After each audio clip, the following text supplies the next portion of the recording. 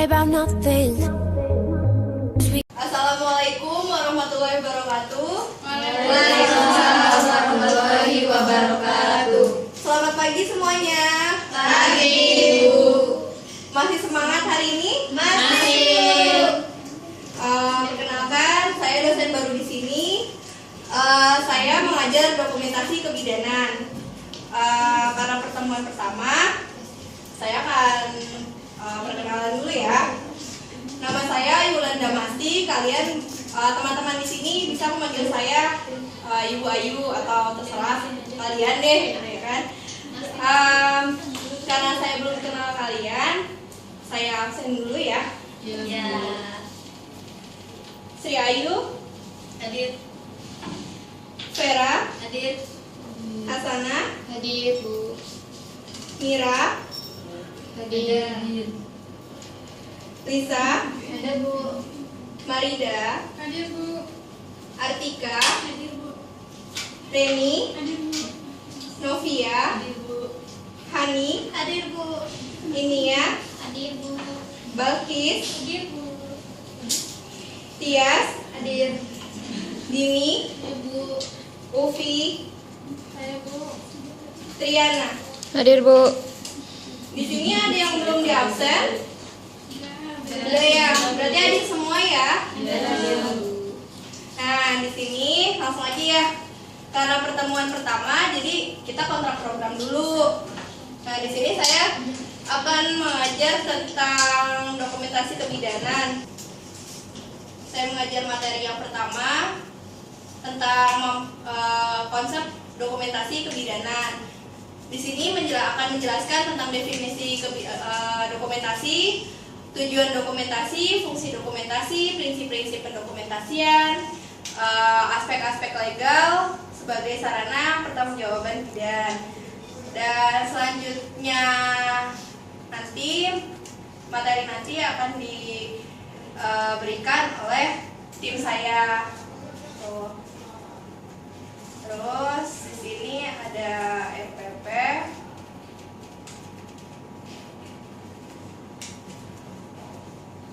Nah, ini juga sama. Ini kita ada 100 menit sekali pertemuan ya. Kita langsung ke materi aja.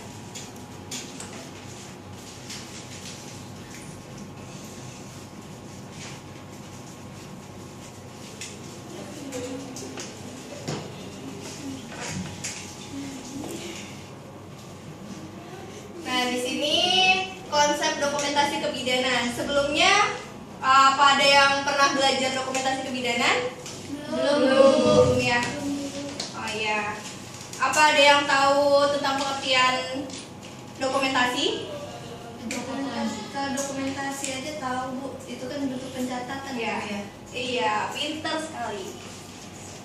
Nah, kita lihat ya definisi dokumentasi kebidanan di sini. Ini dokumentasi berasal dari kata dokumen yang berarti bahan pustaka, baik yang berbentuk tulisan maupun rekam lainnya seperti dengan pita suara, kaset, video, film, gambar atau foto.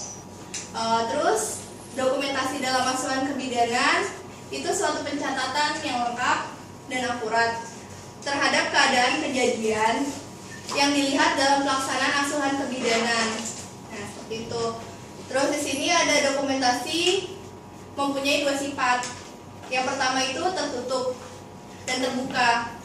Nah, kalau tertutup ini yang di dalamnya berisi rahasia yang tidak pantas diperlihatkan, diungkapkan dan disebarluaskan kepada masyarakat luas. Nah, dan yang kedua ini yang terbuka. Kalau yang terbuka, dokumentasi tersebut selalu berinteraksi dengan lingkungan yang menerima dan menghimpun informasi. Contohnya tuh seperti ibu hamil yang datang untuk melakukan pemeriksaan ke BPM atau ke rumah sakit atau ke klinik terdekat gitu untuk melakukan pemeriksaan kehamilannya. Setelah melakukan pemeriksaan, bidan melakukan pencatatan pendokumentasian tentang hasil pemeriksaannya.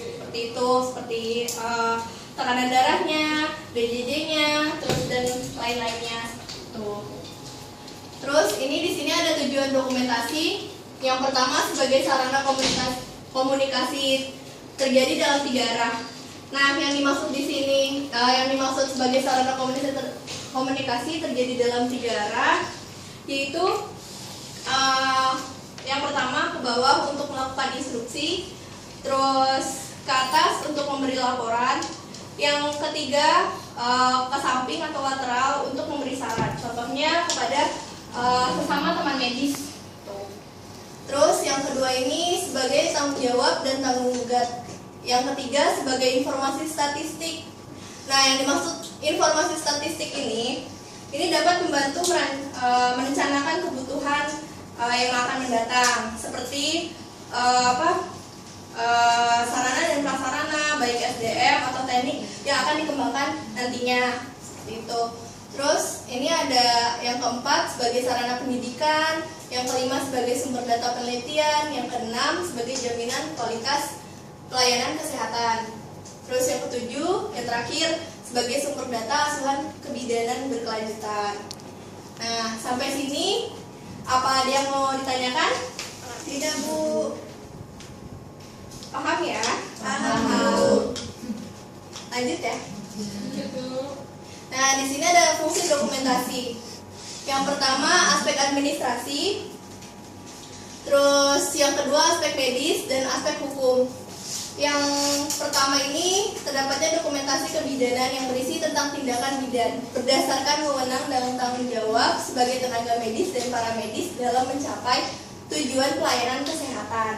Terus yang kedua ini dokumentasi yang berisi catatan yang dipergunakan sebagai dasar untuk merencanakan pengobatan atau perawatan yang harus diberikan kepada pasien. Terus yang ketiga yang terakhir aspek hukum. Aspek hukum ini melalui dokumentasi maka terdapat jaminan kepastian hukum atas dasar keadilan.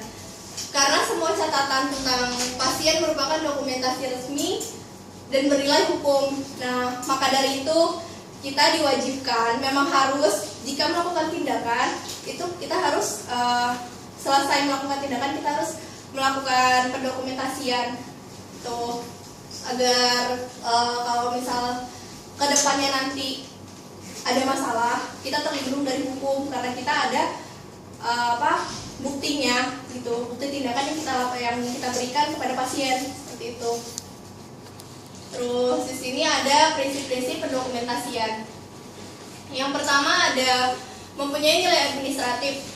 Suatu berkas pencatatan mempunyai nilai medis karena catatan tersebut dapat digunakan sebagai dasar merencanakan tindakan yang harus diberikan kepada klien. Terus yang kedua mempunyai nilai hukum. Semua catatan informasi tentang klien itu merupakan dokumentasi resmi dan bernilai hukum. Yang ketiga itu mempunyai nilai ekonomi, yang keempat mempunyai nilai edukasi. Tuh. Terus di sini ada aspek legal dalam dokumentasi. Aspek legal dalam dokumentasi ini memiliki terdapat dua tipe tindakan legal. Itu yang pertama tindakan sipil atau pribadi. Nah, yang tindakan sipil atau pribadi ini yang berkaitan dengan isu antar individu.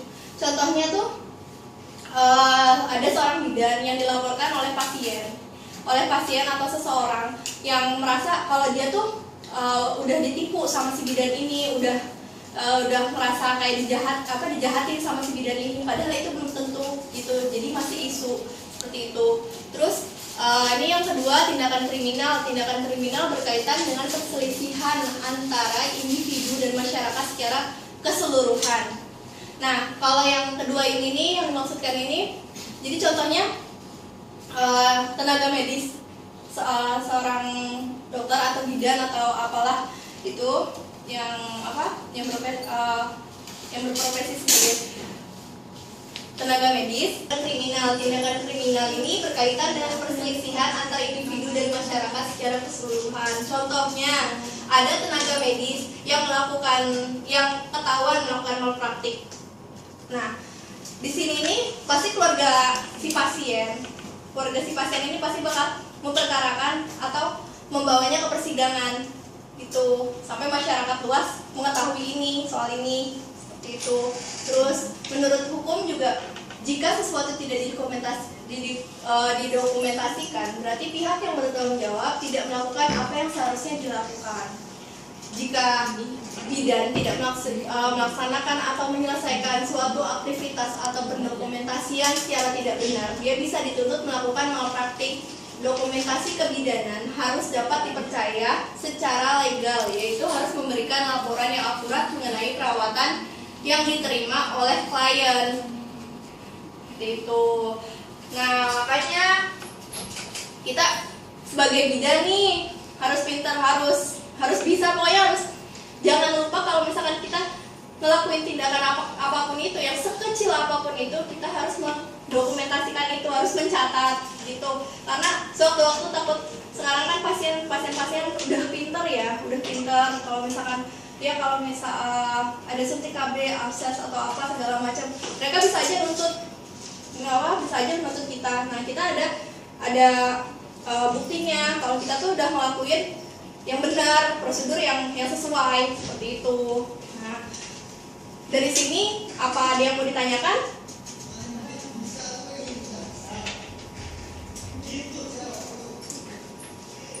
Sudah paham?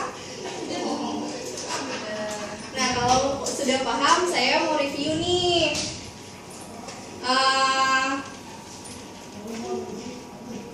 Ada yang tahu tujuan dokumentasi? Coba Mbak yang berkacamata yang itu, tolong ya.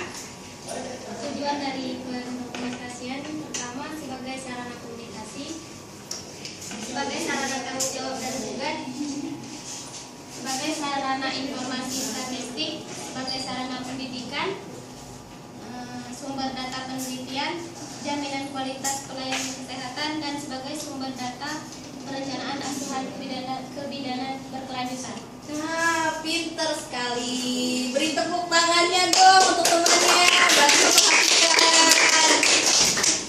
Nah, cukup sampai di sini materi saya ya. Kurang lebihnya saya mohon maaf. Wabillahi taufiq wal hidayah. Wassalamualaikum warahmatullahi wabarakatuh. Waalaikumsalam warahmatullahi wabarakatuh.